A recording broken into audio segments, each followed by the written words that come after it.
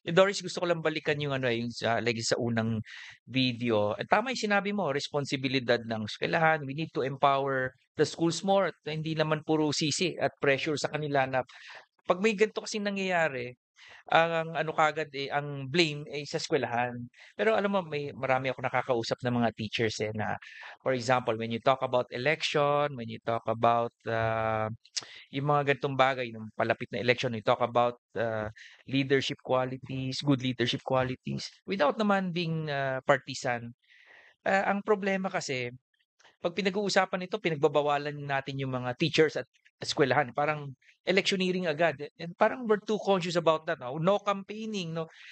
In effect, hindi nila din nagagampanan yung kanilang, obligasyon na na turuan yung ating mga ano, kabataan about election, Tama, choosing the right leaders. correct. Dapat balansehin natin 'yan.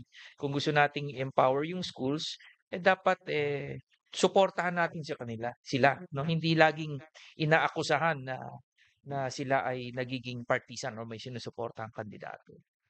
Magan